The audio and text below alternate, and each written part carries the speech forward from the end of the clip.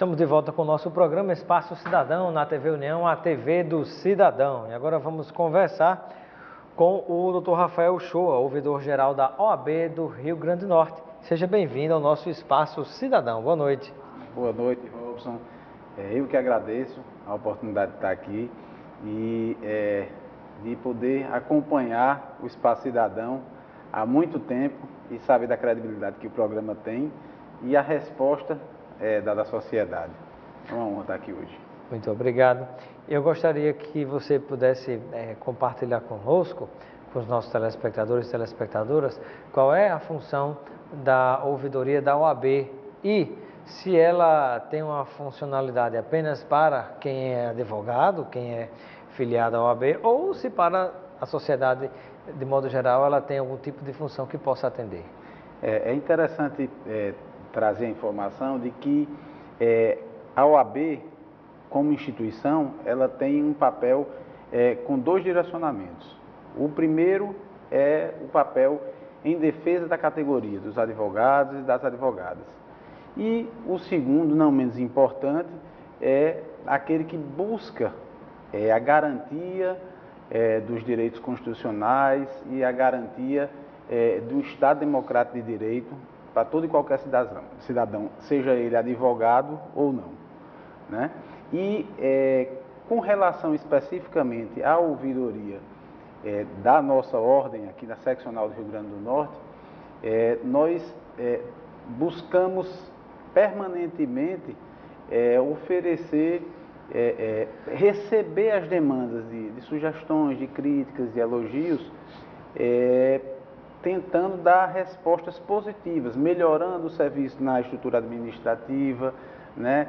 Seja ele do serviço básico da nossa estrutura administrativa, ou seja ele de um mais complexo, também nas subseccionais, que hoje são 7, né? Tendo Macau, Currais Novos, Goianinha, Caicó, Pau dos Ferros, e agora está me fugindo aqui, Açu, né? Mas em todas as subseccionais também nós recebemos essas demandas para tentar oferecer um serviço de qualidade. E, em especial, também auxiliar o advogado no labor, na prática da advocacia em si, no dia a dia, junto ao Poder Judiciário, junto a instituições da administração direta, como secretarias de Estado, que o advogado também trabalha diariamente buscando direitos de servidores, né, ou de empresas em processos licitatórios, coisas dessa natureza. E com relação a esse trabalho da ouvidoria no dia a dia, como é que está hoje a situação estrutural de vocês? Quantas pessoas integram essa equipe? Como é que vocês recebem as demandas, seja de sugestão, reclamação ou mesmo algum outro tipo de participação dessa clientela? Na realidade, a estrutura em si da ordem, né, ela é aproveitada junto com a ouvidoria, com a estrutura da ouvidoria. Então, o recebimento de demandas é feito por uma estrutura pequena, né, de 3 pessoas, mas o acompanhamento dessa resposta das informações, seja ela dentro da instituição, seja ela para órgãos externos, ele é um trabalho muito bem feito, né? Então, a gente, por mais que a estrutura administrativa e funcional, né, de pessoal, não seja grande, as pessoas que trabalham nas ouvidorias são bastante comprometidas. E é até uma informação interessante, Robson, porque um dos pontos que também me traz aqui hoje, não só OAB, mas eu também tenho a honra de, criamos agora, no dia 12 de novembro, a Ouvidorias em Rede, né? Que é o conglomerado de ouvidorias do Tribunal de Justiça, do TRT, do TRE, da Companhia de Águas e Esgotos, e de diversos órgãos, da Assembleia Legislativa, de diversos órgãos. E tive a felicidade de, nessa deliberação, ter sido eleito o coordenador dessa rede de ouvidorias tendo o promotor Erickson sendo secretário, eleito secretário dessa rede de ouvidorias. E essa rede de ouvidorias é muito importante para o cidadão, né? Por que ela é importante para o cidadão? Porque aquele cidadão que precisa de algum serviço, de algum órgão, seja ele, como a gente é OAB, seja ele do Poder Judiciário ou não, ele tem a facilidade de, por mais que aconteça um equívoco de encaminhamento de demanda para um órgão que não é competente para solucionar aquela questão dele, aquela rede de ouvidorias, essa nossa rede de ouvidorias, faz com que os órgãos conversem entre si e tenha resolutividade e resposta ao cidadão ao final. Então, assim, aquela pergunta inicial que você fez, e a estrutura de pessoal, né, da ouvidoria da OAB, ela efetivamente sempre, todas essas ouvidorias que a gente senta para debater, elas são estruturas que não são muito grandes, né, até para uma realidade de onerosidade para os órgãos públicos, a gente busca que não seja uma estrutura grande, mas que efetivamente essas pessoas são realmente engajadas e têm aquele sentimento de servir a população, né? Tenho conversado com o presidente, o futuro presidente do Tribunal de Justiça, desembargador João Rebouças, que hoje é o ouvidor geral do Tribunal de Justiça, e ele relatou inclusive isso também, que lá no próprio tribunal as pessoas que compõem a ouvidoria são pessoas que têm esse sentimento de resolutividade de um problema do cidadão, de realmente servir. E qual a importância dessa articulação das ouvidorias de diversos órgãos públicos do estado do Rio Grande do Norte? No que é que isso é importante para a população que precisa de um atendimento? Por exemplo, tem algum tipo de confusão, alguém precisa de um tipo de serviço, vai procurar um outro órgão e um órgão repassa para o outro, qual seria a principal função? A principal função, a principal finalidade, é que o tempo de resposta e a resolutividade para o cidadão seja o menor possível, né? E que em casos de demandas formuladas a órgãos que efetivamente não são competentes para solucionar aquela questão, rapidamente essa ouvidoria consiga solucionar e dar retorno ao cidadão, né? Quando a gente pensa numa empresa privada e alguém imagina em colocar um setor como a ouvidoria, qual é o custo-benefício que pode ser apontado digamos, no crescimento da empresa nesta área de ouvidoria? Talvez para muitos represente mais um gasto desnecessário, que não tenha eficácia, eficiência, ou mesmo que não tenha efetivamente nada de importante que venha contribuir, inclusive até desonerando o que seria o próprio serviço do dia a dia que se presta na empresa, seja média ou de grande porte.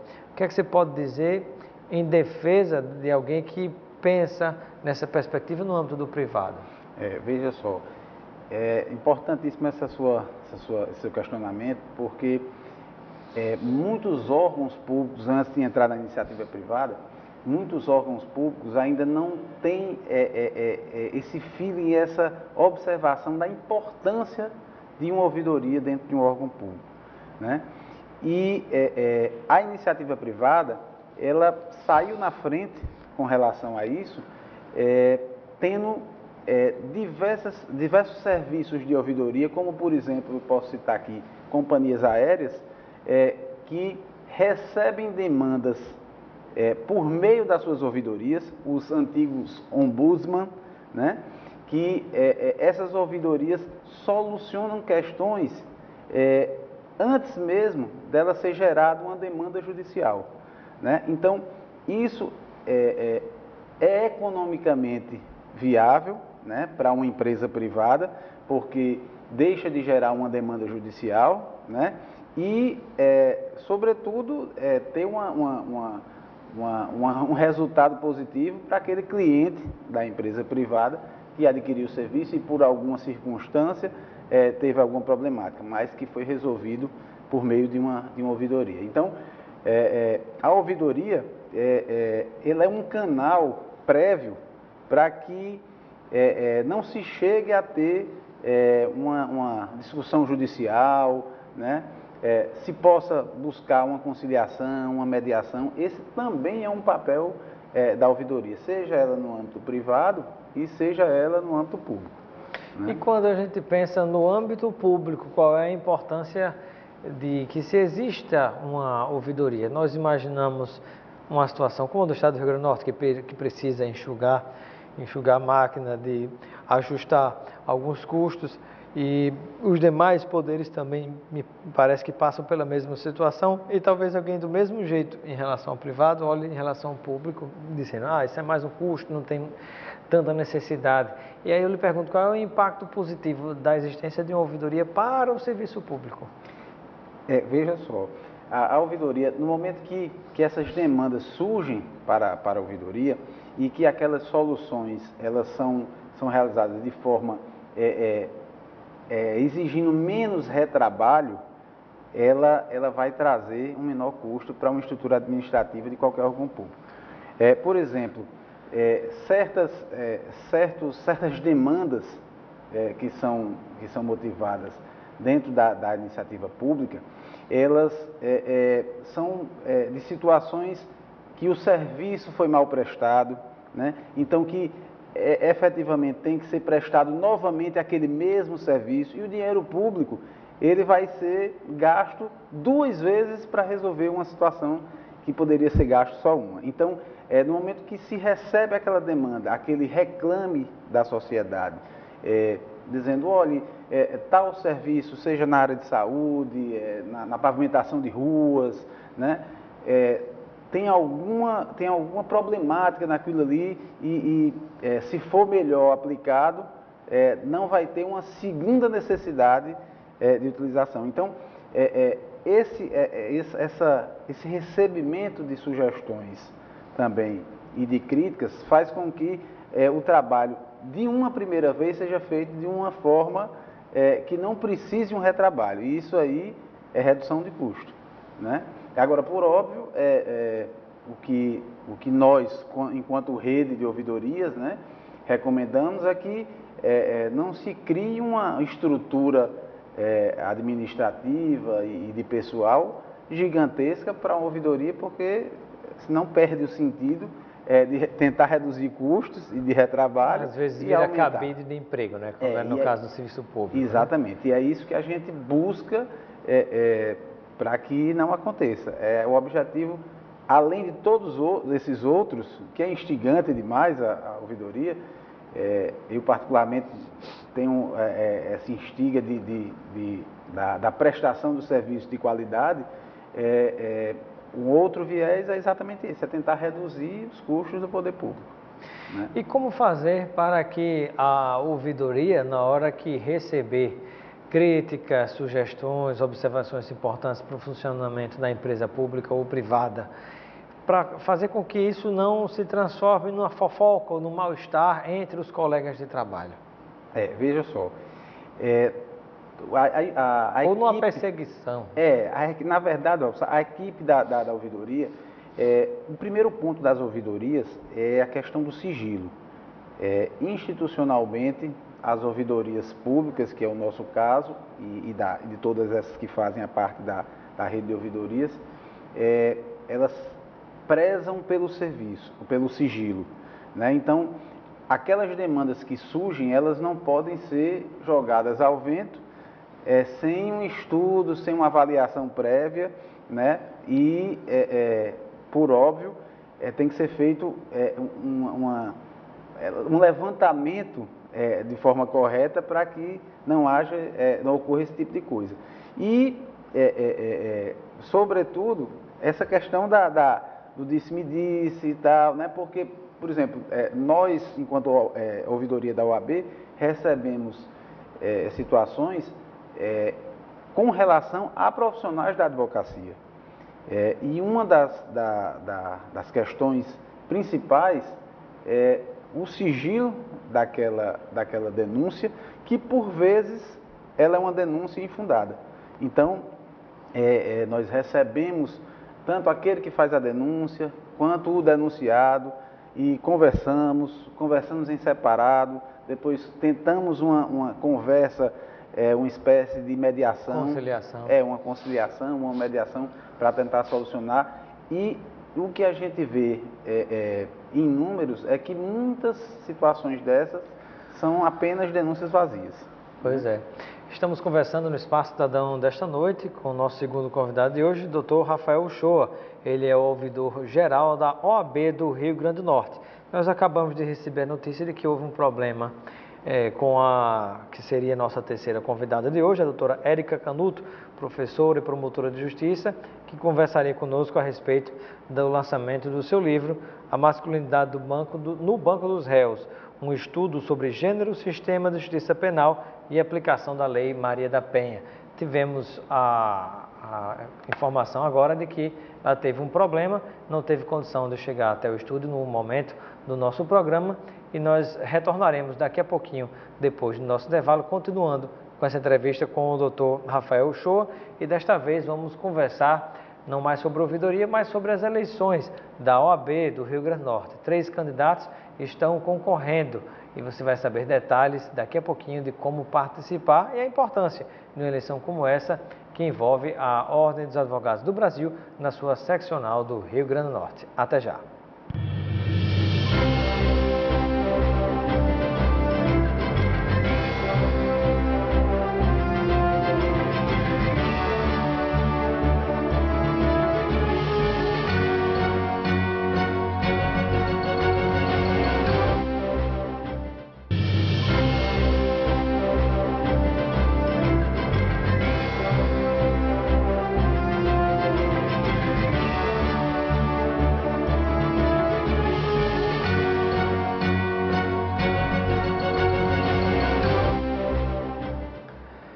Estamos de volta com o nosso programa Espaço Cidadão na TV União, a TV do Cidadão, e continuando a nossa entrevista com o Dr. Rafael Uchoa, ouvidor geral da OAB do Rio Grande do Norte.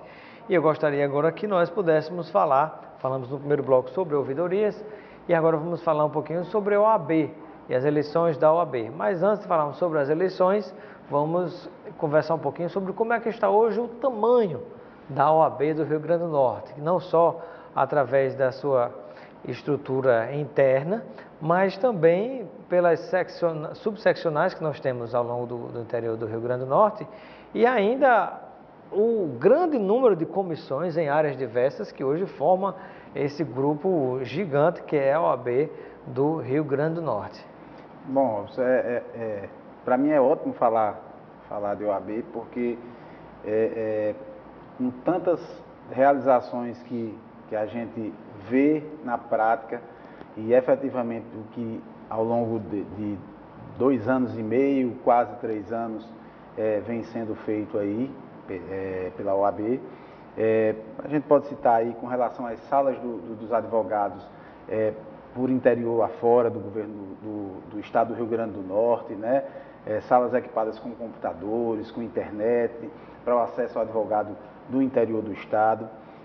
Podemos citar também o transporte interfóruns, que era uma dificuldade que o advogado tinha em se deslocar e estacionar, que hoje a cada dia o estacionamento é complicado, então estacionar perto do fórum, da Justiça Federal, do Complexo Judiciário. Então há uma van com horários definidos que ela faz uma circulação 4 vezes ao dia, levando os advogados de ponto a ponto, né? Isso também foi instituído. A questão do plano de cargos e salários dos funcionários da ordem, né? Que isso não existia, foi implantado agora e que passou a ser um plano onde o funcionário tem a sua ascensão funcional de forma com critérios objetivos, imparciais, né? Extra qualquer tipo de indicação. Então é uma segurança para o funcionário da ordem, né? E outras realizações, como também a questão das comissões, né, comissões temáticas. As comissões... Hoje temos quantas comissões na OAB? Agora eu não sei lhe precisar quantas comissões, no número preciso, mas nós temos comissões voltadas para todas as áreas do direito administrativo, mas temos mais de 30. Temos mais de 30. E todas essas comissões, elas são presididas, secretariadas e compostas por advogados voluntários, né, que fazem efetivamente a coisa acontecer. Então, comissões de direito do trabalho, direito constitucional, direito do idoso, né? Então, são comissões em diversas áreas. E tem na área da Constituição Civil também, se não me falha a memória. Tem uma comissão que trata disso. E estão tentando formar uma comissão, eu tive informação, ligada à questão da moda, inclusive, né? Ela já foi criada. Ah, foi criada ela já? Foi criada. Que na realidade, no início dessa... É até engraçado a gente falar nisso aí, porque no início, quando surgiu essa criação dessa comissão da moda, muita gente pensou que se trataria de como o advogado iria se vestir, o advogado e a advogada iria se vestir, mas que na realidade não é isso. A comissão da moda, ela trata de uma coisa muito mais ampla e que no mundo todo está sendo discutido, que é a questão da indústria têxtil, né? da indústria da moda em si, né? E isso movimenta bilhões no mundo todo. Então é importantíssimo. A nossa seccional, ela não foi a primeira, né? Já existiam outros seccionais que já tinham criado essa comissão, mas a gente viu a necessidade porque é uma área, um ramo que está surgindo aí com toda a força, né? E quais são as outras áreas que nós temos comissão que atuam em alguns temas importantes que dizem respeito não só à questão interna dos advogados, mas à sociedade como um todo? A comissão do amparo ao idoso, né? A que trata também do direito da criança, né? A de saúde, a comissão de saúde, que ela atua voltada às questões de saúde, o acompanhamento de órgãos públicos também que prestam serviço de saúde, né? São diversas. Inclusive, essas comissões, não só por meio das comissões, mas também por meio da Escola Superior de Advocacia, nesse período de 2 anos e pouco, foram qualificados quase 9.000 advogados, né? Quase 9.000 advogados. Hoje em dia, quem visitar a ordem a qualquer dia da semana, tem no mínimo 2 eventos acontecendo simultaneamente, né? Então, hoje com a sede nova em Candelária. Com a sede nova em Candelária. E qual a utilidade da sede antiga que fica ao lado ali, quase ao lado da Prefeitura de Natal, da sede da Prefeitura? A sede antiga é uma sede que, por muito tempo, ela serviu para o funcionamento da OAB, né? Mas ela é um prédio, um prédio do patrimônio histórico, né? E ele não cabe intervenções de construções, né? Em razão da mudança da estrutura externa, histórica do prédio, e internamente também ele não suporta modificações, inclusive passagem de cabos de dados, de energia, ele não suporta. Então, a ordem está buscando, na verdade isso já vem sendo discutido, já foi discutido inclusive em sessões plenárias. Me recordo que chegaram a falar sobre a possibilidade de virar um museu. Do museu, exatamente. As conversas já estão avançadas com alguns órgãos, como o Instituto Histórico Geográfico, para tentar a instalação de um museu naquele prédio. Sem dúvida alguma, para quem é da área e que acha que ainda não tem discussão com relação àquele prédio, está enganado, porque aquele prédio, desde que nós saímos daquele prédio e fomos para a nova sede, isso já vem sendo discutido, mas depende também da iniciativa dos outros órgãos para a gente poder viabilizar. A questão do museu é uma coisa um pouco complexa. Historicamente, no Brasil, a OAB sempre desempenhou algumas funções importantes, inclusive na defesa da democracia, contra a ditadura militar, na época que o nosso país infelizmente viveu, E eu gostaria de saber, hoje em dia, que funções nesse aspecto a OAB continua a desempenhar, seja aqui no plano local ou no plano federal? Veja só, toda e qualquer movimentação com relação a eventos e garantias da democracia, nós nos fazemos presentes, né? Seja de forma com um assento para discussão, ou seja, nos manifestando de forma objetiva, mas sempre na busca da garantia da democracia, entende, Robson? Então, o processo democrático e a garantia da democracia, ela é permanente, né? Seja, como disse bem você, no âmbito municipal, estadual, da política partidária, da política de categoria, das garantias dos cidadãos, a gente busca sempre estar presente e garantir isso aí para todos. Teremos eleições para a OAB do Rio Grande do Norte. Acontecem de 3 em 3 anos e hoje nós temos 3 candidatos disputando as eleições da OAB. Quem são os candidatos? Hoje, na realidade, até antes de falar dos candidatos, quem são os candidatos, é interessante a gente informar que há uma comissão eleitoral designada especificamente para conduzir esse processo, né? E essa comissão já está seguindo os ritos de publicação de editais para inscrição de chapas, que já houveram, os prazos já transcorreram, não é? E com esse período de inscrição foram inscritos 3 candidatos para o cargo de presidente. Por óbvio, a eleição ela não trata só do cargo de presidente, ele trata dos cargos diretivos, da Caixa de Assistência, dos conselhos federais, dos conselheiros federais e de todo o corpo do Conselho Estadual. Você vota numa chapa a partir do presidente, que é quem tem o nome de frente, mas toda essa ramificação está vinculada a esse candidato. Vinculada a esse nome. E esses nomes que estão postos... São 3 conselheiros federais? São 3 conselheiros federais titulares e 3 conselheiros suplentes. Né? E na disputa estão A eleição é presidencialista, inclusive, não é proporcional, não. Presidencialista. Quem ganha, a chapa ganhar, leva tudo, como se diz. Com exceção das subseccionais, né? A votação para subseccionais do interior do Estado, ela tem um voto em separado. Então, quem vota no interior do Estado, tem um voto para a chapa do interior do Estado, a representação local, e um voto para a seccional que vai presidir... Mas conselheiros federais vinculados à chapa principal. A chapa principal, né? E hoje nós temos já inscritos com os candidatos a presidente, a doutora Magna Letícia, o doutor Aldo Medeiros e o atual presidente, o doutor Paulo Coutinho. Qual é a data da eleição da OAB? Vai ocorrer dia 28 de novembro. Né? Que dia da semana? É uma quarta-feira. Né? 28 de novembro. 28 de novembro, vai ocorrer no Arena das Dunas.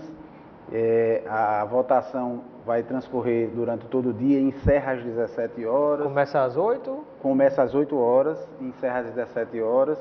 E para que o advogado possa participar da eleição, votando, né, ele precisa estar apto, né? E o que é estar apto na situação eleitoral? É estar em dia com as obrigações das anuidades, né, e levar no dia a sua carteirinha da OAB, de preferência ela, porque tem a numeração da OAB e todos os dados, mas também, na ausência dela, pode ser levado uma carteira nacional de habilitação, uma carteira de trabalho, mas preferencialmente que seja a carteira da ordem, para facilitar os trabalhos de quem está conduzindo a eleição lá. E quais são, se você pudesse elencar, quais seriam os 3 principais temas que estão em discussão entre as chapas que estão disputando as eleições da OAB do Rio Grande do Norte? Olha, Robson, eu acho que falar em 3 temas, eu que vivo efetivamente diariamente, dioturnamente a advocacia, é difícil a gente elencar apenas 3 pontos. Alguns dos principais, o que tem mais chamado a atenção, o que mais tem repercutido na eleição. Mas com relação às prerrogativas dos advogados, né?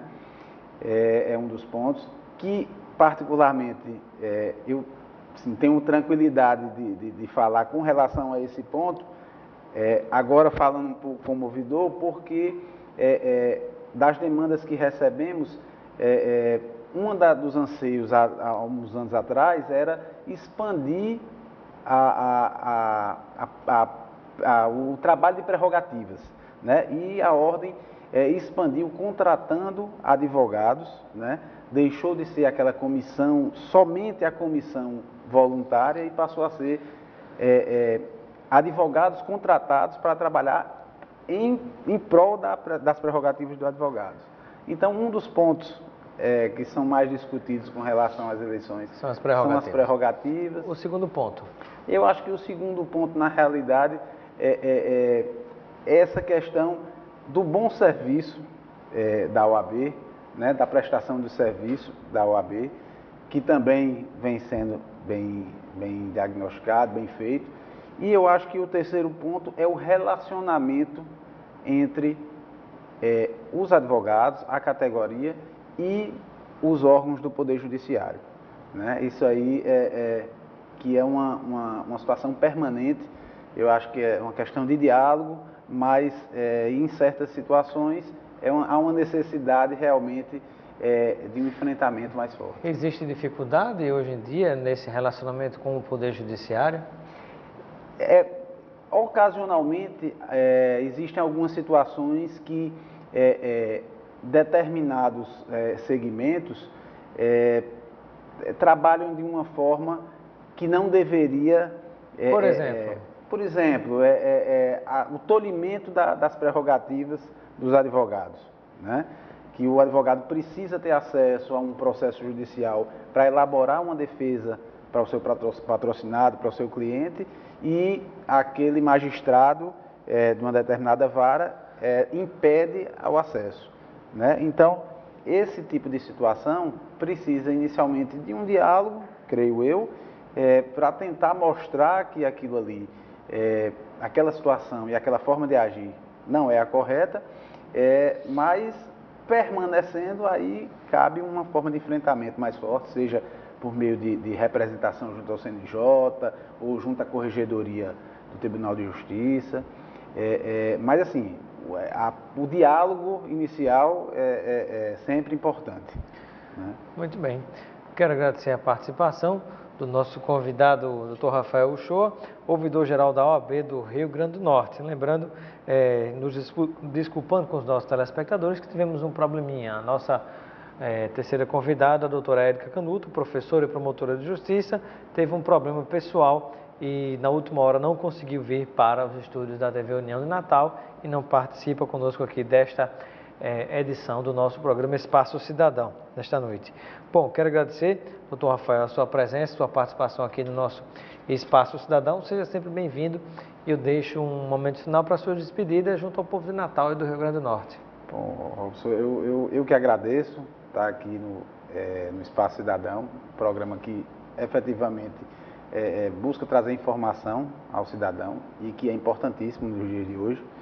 E quero aproveitar a sua audiência para conclamar os advogados e advogadas do Estado do Rio Grande do Norte para participarem de forma ativa, que no dia 28 de novembro próximo compareçam às urnas, realizem, manifestem a sua posição e que pensem de uma forma que efetivamente traga resultados para a categoria e votem consciente e de uma forma que nossa OAB possa avançar.